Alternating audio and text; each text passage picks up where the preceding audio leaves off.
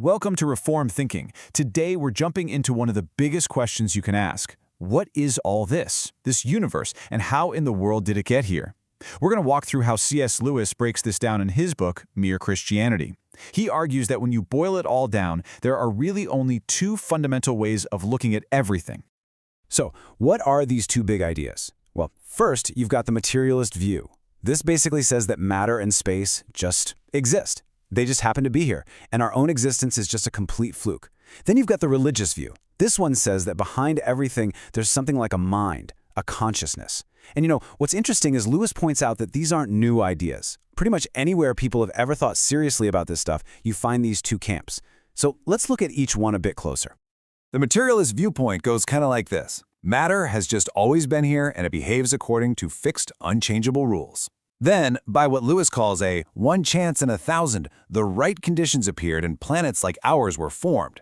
Then, by another incredible stroke of luck, life somehow sparked into existence. From there, it's just a long series of accidents and random changes that eventually, after millions of years, produced us. So, in this view, we're just the winning lottery ticket in a cosmic game of chance. Now, the religious view is a whole different story. It suggests that whatever is behind the universe is conscious and has a purpose. It actually made the universe with a specific goal in mind, to create creatures a bit like itself. Creatures that also have minds. This means our being here isn't a fluke at all. It's the whole point. We're the intended result of some kind of directing power. Okay, so we've got these two totally opposite views. The really fascinating part is how Lewis says we can even begin to figure out which one might be true. And this right here is a really critical step in his whole argument. Lewis says, and this might surprise you, that you can't use science to settle this debate.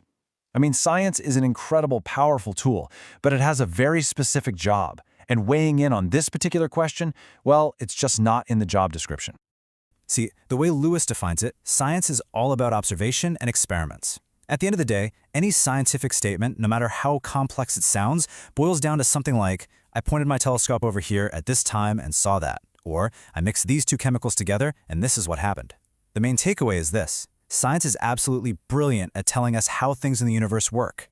But, and this is a big but, because its entire method is just observing what's already here, science hits a brick wall when you ask the really big questions. Lewis makes this super clear. Even if scientists knew every single fact about every atom in the universe, questions like, why is there a universe in the first place, or does any of it mean anything, would still be completely unanswered. They're just not the kind of questions science can even ask.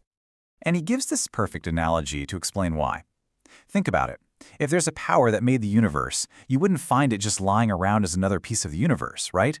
The architect who designs a house isn't also a brick in the wall or a step on the staircase. He's outside the thing he created. So if we're looking for some kind of creator, we're not going to find it with a microscope or a telescope. So if science can only look at things from the outside, it feels like we're stuck, we can't get an answer. But Lewis says, hold on a second. There is one and only one thing in the whole universe that we know about in a totally different way. A way that goes beyond just watching it from the outside. And this is where his argument gets really good. Think about a rock. When we talk about the law of gravity acting on that rock, we're just describing what the rock does. It's a fact. But for us, for humans, there's a totally different kind of law going on. The law of human nature. This law isn't about describing what we do, it's about what we feel we ought to do. It's that nagging sense of right and wrong that's in all of us, whether we listen to it or not. And this is the absolute pivot of his entire case. The one thing we have this special inside knowledge about is ourselves. We don't just observe humans, we are human. We have, as Lewis says, inside information. This is the one place in all of creation where we get a clue that you could never get from studying stars or atoms. Just imagine some super advanced alien studying Earth. It could record everything we do, all our good deeds, all our terrible mistakes. It could have a perfect record of our behavior. But it would never ever find one piece of evidence for the moral law. Why? Because the moral law isn't about what we do. It's that internal standard that we're all aware of, telling us how we're supposed to behave, even when, especially when, we don't. Okay, so before he brings this all home, Lewis takes a quick detour. He wants to address this sort of third in-between option that was popular, this idea of a life force or creative evolution. It was kind of like trying to get all the nice, fuzzy feelings of religion without any of the hard parts, like morality. And Lewis just cuts right through it with one simple question. Does this so-called life force have a mind? If you say yes, well, congratulations, you're just describing the religious view but using a different name. But if you say no, it doesn't have a mind, then how can you possibly talk about it striving or having a purpose? A mindless force can't have a purpose. It makes no sense. Lewis called it a tame God. All the comfort, none of the commands. All right, so with that third option off the table, we're back to that one solid piece of evidence we have, that moral law inside us. Lewis argues that this single clue is all we need to make a pretty reasonable guess about what's behind the whole show. And he uses another great little analogy to explain it. Okay, so imagine you're looking out your window and you see a postman going down the street, and at every single house, he drops off a small paper packet. From the outside, you can see the packets, but you have no idea what's in them.